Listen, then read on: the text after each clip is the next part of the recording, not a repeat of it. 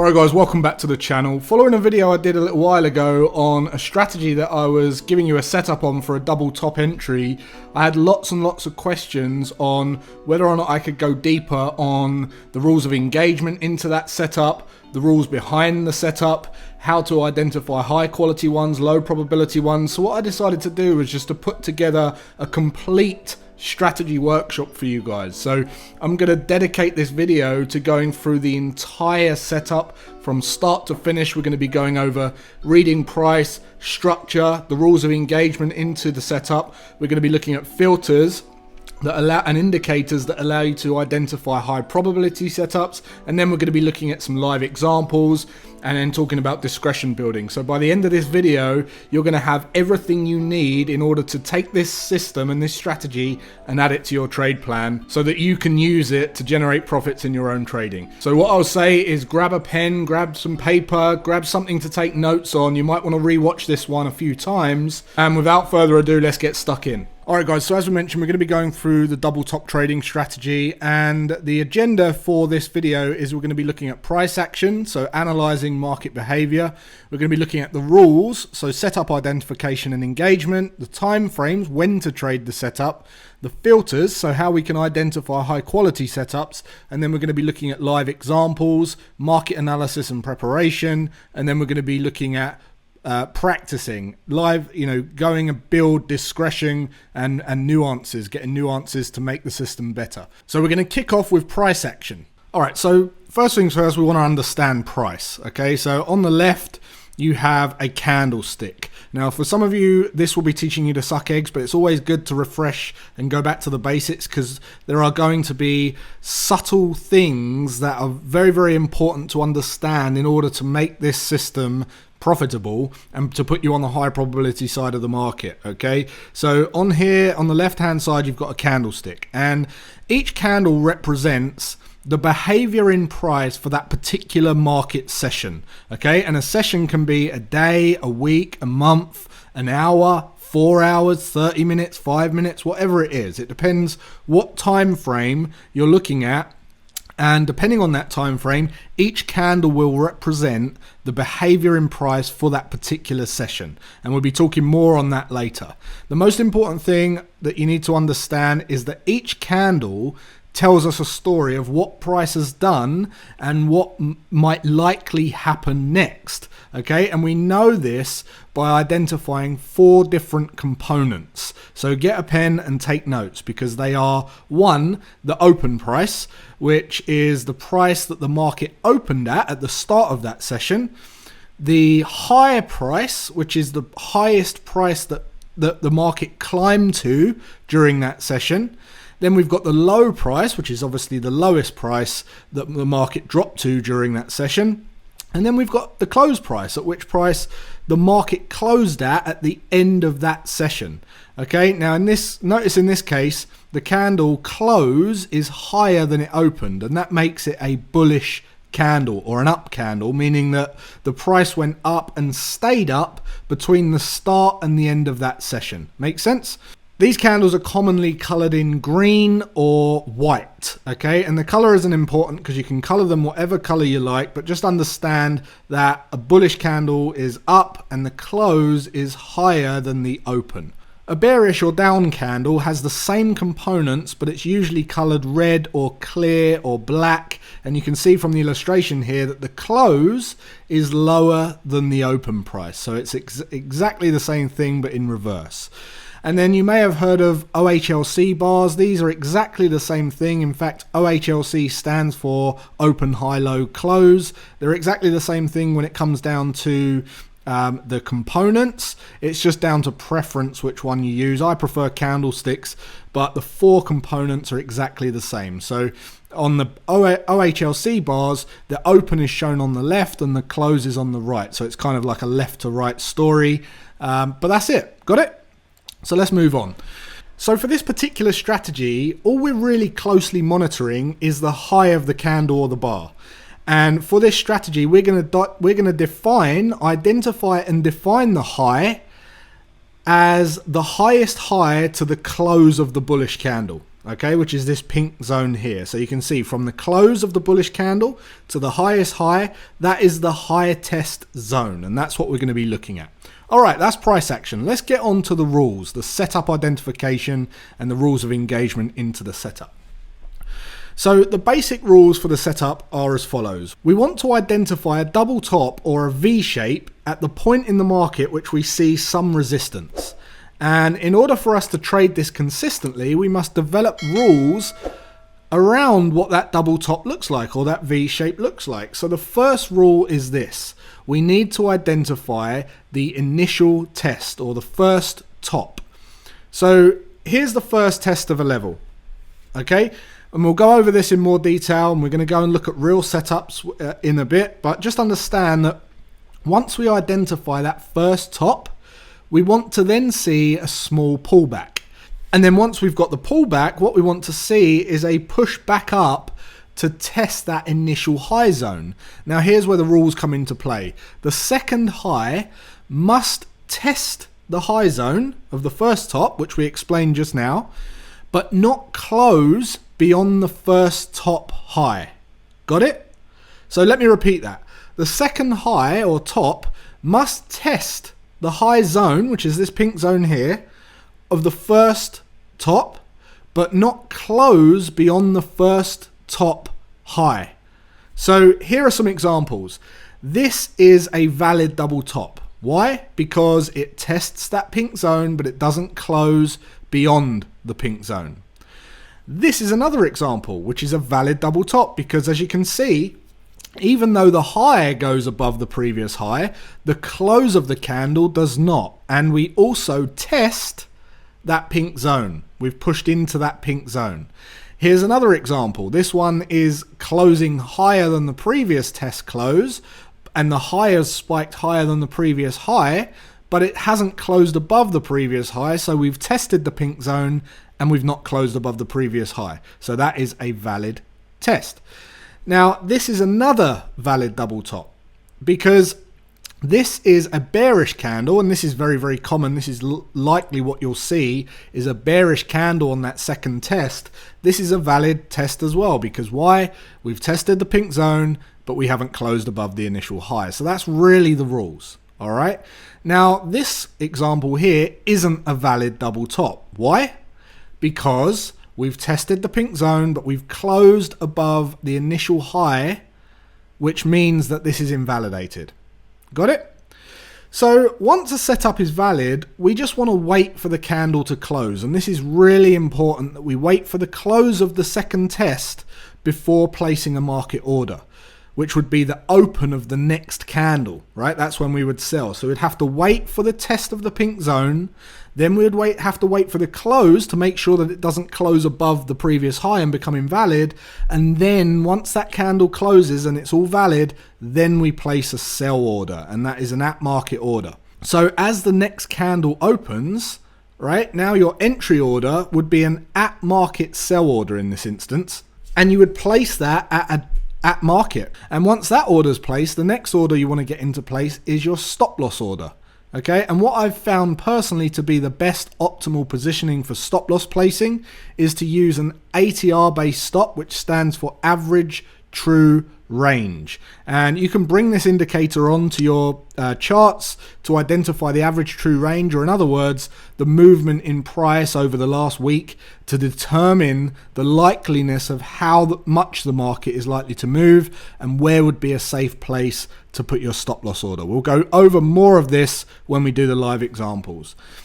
So the stop loss order in this example, we're going to put the average true range, and we're going to take the average true range figure on the most recent candle, so the candle that just closed, and we're going to place a stop loss, that figure above the highest high of the two tops. Okay, so that grey line is the highest high of the two tops. We want to place an ATR from that point above, and that will be our stop loss order, which in this case would be a buy stop order. Now the stop loss is placed, you can look at targets. Now conventionally, for the sake of this video, I'm going to give you a few ideas to go and test, and as you develop, you might optimize these. And by the way, if you have any ideas or questions or ideas to make this optimal, you can leave them in the comments and let me know. I'll look forward to reading those.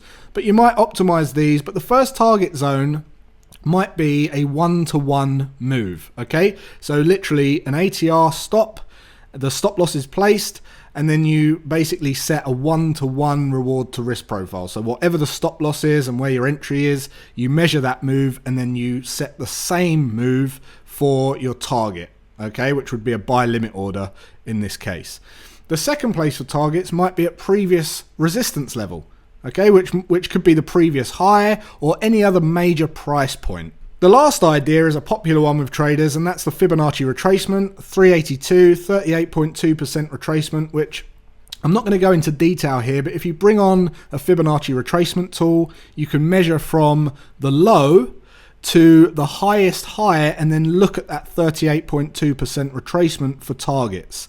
And you'll have to weigh up your risk reward in any of these cases, because as you can see in this example, the reward to risk is slightly skewed, not in your favor. So there's 3 ideas for target taking. All right, the next topic I want to discuss is time frames, and this is when to trade the setup. Now, you want to be looking at a time frame that suits you, suits your lifestyle, okay? Because if you can only check the charts once or twice a day, you're really going to be wanting to look at the daily time frames, because you won't be able to manage trades if every session of every candle is more than 1 day.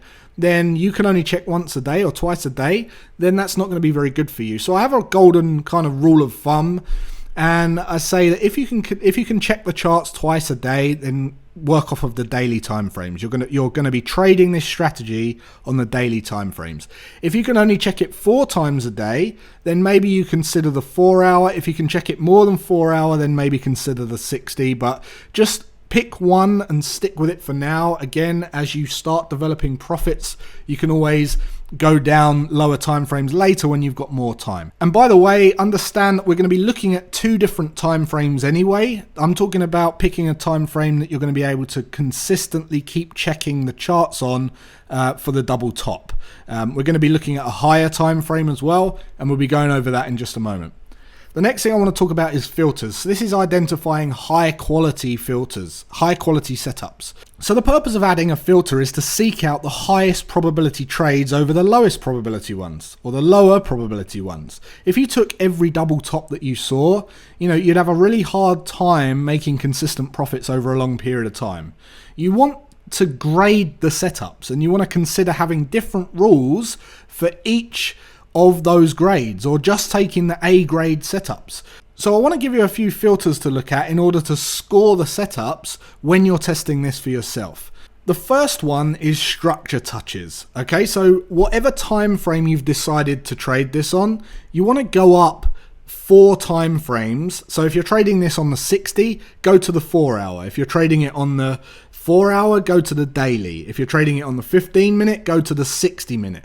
And what you want to do is go up a time frame, 4 time frames. So as I just mentioned, and you get the point, right?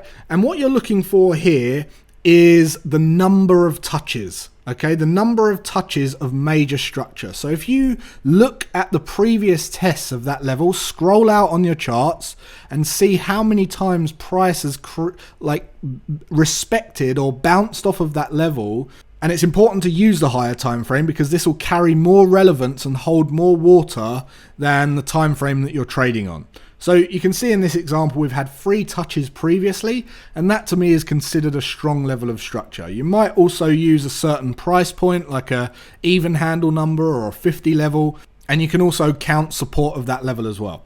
And in this example here, I've shown resistance, but also you can count support as well. So if the price has in the past broken through and then tested again and bounced off as support, you can include that in your counting the numbers of touches of structure. Once you're happy with that, you can then go back to your trading time frame, and either that's enough, or you look for more filters and you grade your trade even more. So the next one you might consider is RSI.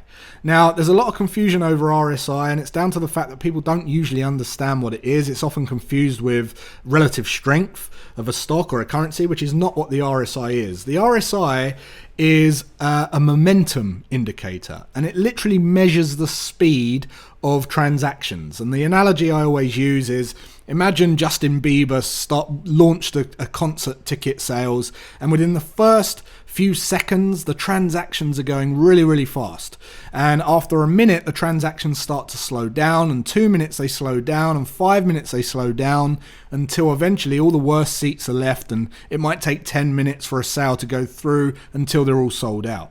So it's the speed of transactions that are taking place. So it's a great indicator to see when we might be running out of steam. So if we're looking at the top of a market and we want to see that there's likely to be a rollover, it's wise to measure some kind of divergence in an RSI, right? So that we can see that there's likely to be a little rollover.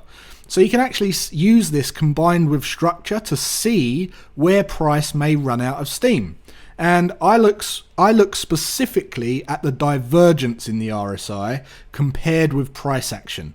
Okay, so price action, if price action is showing equal highs, as our double top example here, but RSI is showing divergence following an overbought condition, then that's another good indicator that we could see a rollover of some sort. So divergence means that price is putting in equal highs and the RSI is showing lower highs. And remember, one of these on its own will not be a wise way to develop an edge, but using them combined can contribute towards a real high quality setup.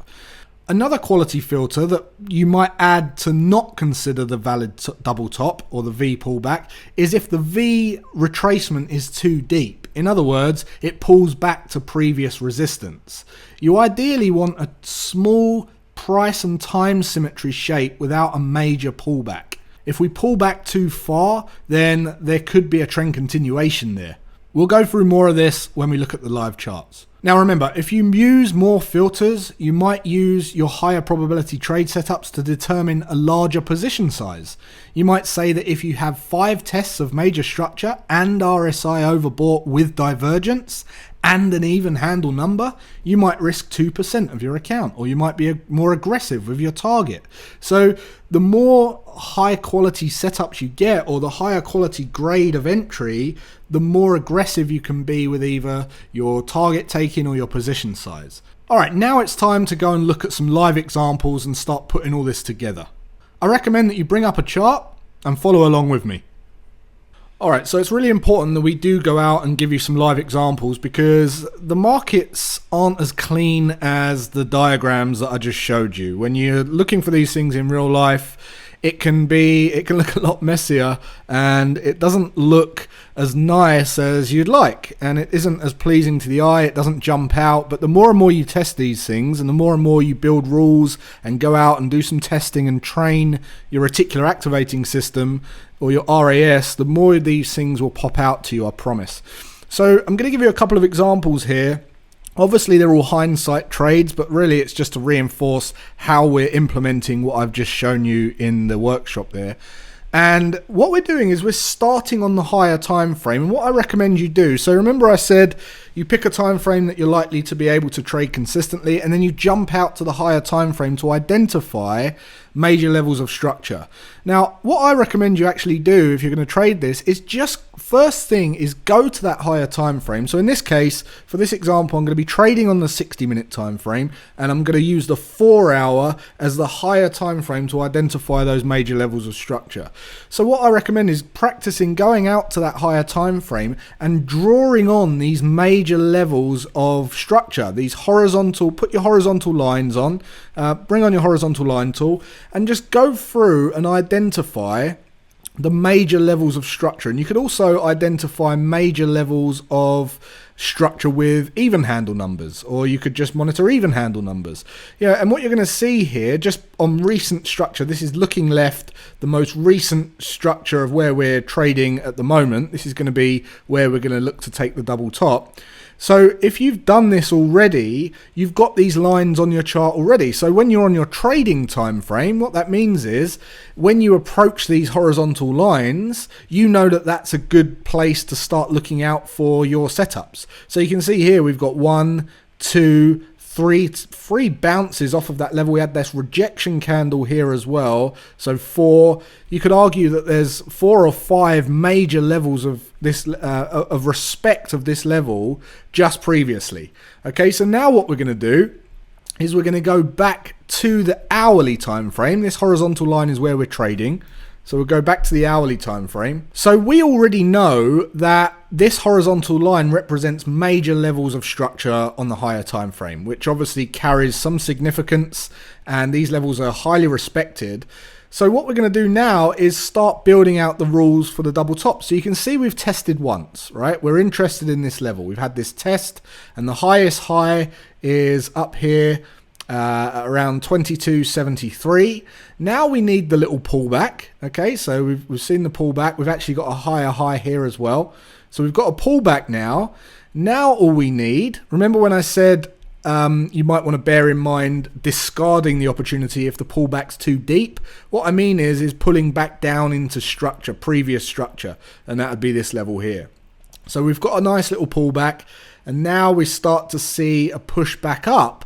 Now we haven't got the second test yet, because how do we validate the second test? The second test must test the high zone, right? Which is the highest high to the highest close, which in this case, in this example, would be here, right? So let's just draw this green zone on. In fact, we'll color it pink because that's what color it was on the other example. So this is the zone that we're looking for a test of.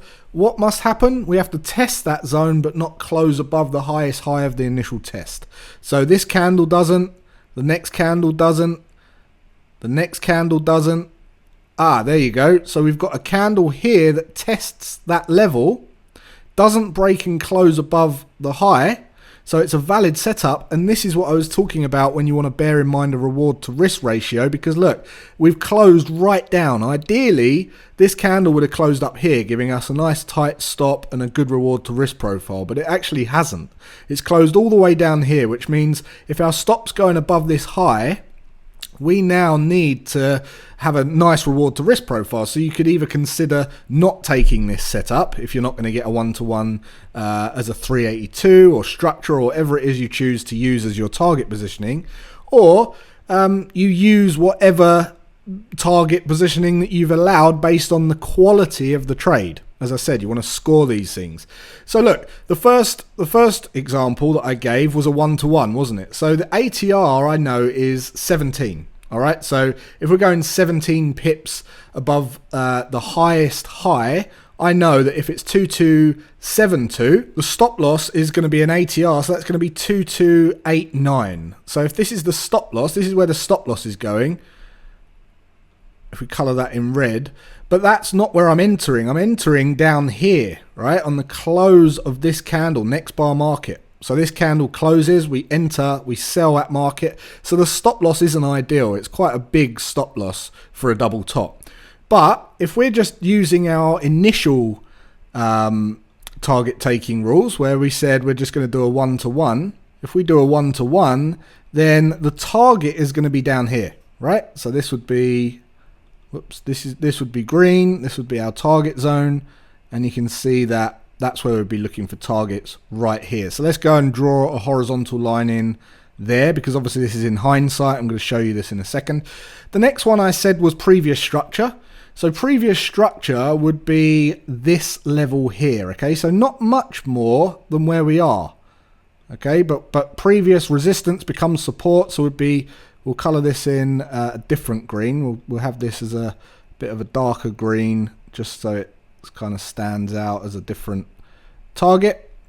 Okay, and then the last example I gave you was a Fibonacci. So from this low, following this outside, this new high here, we had the pullback going from the low to the highest high, and you're going to see the 382. So that's bang in the middle of both of those. Right, so I'm not going to draw that one on, but that's the 382.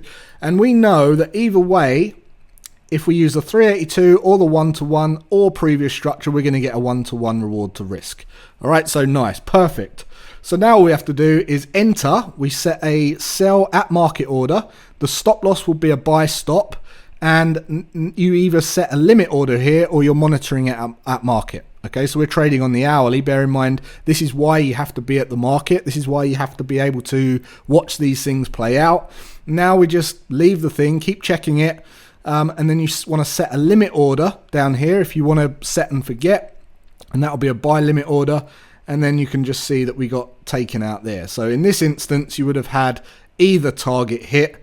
You might have just placed, you might even take 2 targets. You might take 3 targets. My advice is depending on where we are in the market, depending on the score or the quality of the trade will determine how far you shoot for or how you split your positions. Usually you want to split, you just want to have 1 target. But if it's got a real high score and we're an even handle number and, you got 10 major level touches and all the rest of it, you might consider just hitting a rollover. That might be where you just take targets off at 1-to-1 and then you just trail stops down and squeeze as much profit out of the trade as you possibly can. So let's go and find another one. All right, so just to change things up a bit, I'm going to give you an example of a double bottom. So although this is a double top workshop, you can actually trade these as double bottoms as well, and the exact same principles apply. It's just in reverse. So look here, for instance, I've got this horizontal line drawn on my higher time frame, which is the dollar CAD, and you can see that we've tested this level once, twice, 3 times, 4 times, 5 times, right? You can, and this is what I mean about you can do support and resistance. So you can see here, we bounced off of that level there, here. So we've got 1, 2, 3, 4, 5, 6. So seven tests of that level just looking left. So let's go back to our trading time frame at where we're trading at the moment. And because I've already got these horizontal lines drawn on, I already know that when the market tests these levels, it's like an alert for me. And the great thing about this platform is you can actually set alerts, right? So you can set an alert to let you know when that's crossing. You can create that alert and that will text your phone, email you, ping up on your app to let you know that that level's been tested. Which makes this a real nice passive strategy because you don't have to be at your charts all the time. So now we've pulled back down to that level of major structure, and what we've done is we've tested that level. So now I'm interested in a double bottom. So now what I've got to do is just wait, and remember we're looking for a little test of that low zone. Instead of the high zone, we're looking for the low zone, which is this level here, right? So the lowest low to the lowest close. And we're waiting for the pullback, which we get. We don't pull back into structure, which is nice. And all we need to do is test this green zone, but not close below the lowest low of the initial test.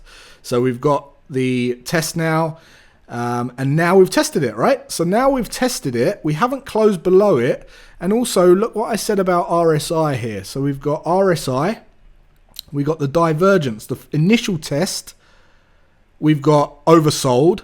The second test, we've got divergence. We've got higher lows on the RSI and we've got equal lows on price, which is a great indication where you can combine that with your double bottoms, and you might say, only when we've got that situation will I consider getting involved, or you aggressively add to your position size. You're a bit more aggressive with the position size. So here's the double bottom. We enter next bar market. We buy at market. Literally at 23.78, and we're in. Where are our targets going? Well, this one is much better than the double top that I showed you because we've closed right down low, which means that if our stop is an ATR based stop, okay, and by the way, you can bring on your ATR by going into your indicators and bringing on the ATR. You can just type in ATR, right? Average true range, you can add that on and it will show you what the ATR is on this candle right here, the latest candle, and then you want to go an ATR value below the lowest low of the double bottom, whatever one's the lowest low, the first test or the second test, and that's where your stop loss is going to go. Okay, so roughly here. Now all we're looking for now is we're in the trade. All we need to do is know where our targets are going to go. So look, you could either do a 1-to-1 again, which would be nice, or you could go at structure, which would be this level here. So let's just draw this horizontal line on for our target zone. So look, we're going to go here, which is our previous support level, which we don't want to fight against that resistance level on a structure-based trade like this. Or you use the 382 retracement, which is going to be from this high down to the lowest low, which is going to be around here, just above the V bottom, just above the V retracement. So we've got this target level, we've got this target level, 382, and we've got the 1-to-1, which is going to be around here. Make sense? So if that doesn't make sense or you haven't quite grasped that, please go back and listen again and again, and then you place the trade and then you're in the trade. Okay, and there you can see it just rallies off. So a real nice strategy. What I recommend is you go and practice this on the charts by going out to the higher time frame, identifying all of these major levels of structure, and then looking on the trading time frame, and then identifying double bottoms, double tops that way, and then make a note of how many have got divergence on RSI, how many are at even handle numbers, you know, and really just really test as much as you can to get confidence and build your RAS. All right, guys, and then finally, practice. The thing I want to mention here is to test the system. Pick up your own discretion. Build your own system. Successful trading is about taking a strategy like this that I've shown you that has an edge and then building it to suit you and making it better. If you just take this one system and go all in on it and develop it and refine it and optimize it, there is no reason why you can't just trade this system. In fact, I know a few traders personally who only trade this system. One has been trading it since the mid-90s. Of course, you can apply the same thing to double bottoms, double tops. So you've got two strategies here, right? Bullish and bearish strategy, which is awesome. And that about wraps that up. Alright guys, that's the video, that wraps it up. If you got value from this, let me know by hitting the like button, and also leave some comments on how you would enhance this system. How would you trade this system? What other indicators and filters might you add to make this system yours? And I know many of the other subscribers to this channel will be grateful for your comments in the comment section. And if you enjoyed this, don't forget to check out my other strategy videos that you can find here, where I teach you my entire trend continuation system. And until next time, take care, and I'll see you then.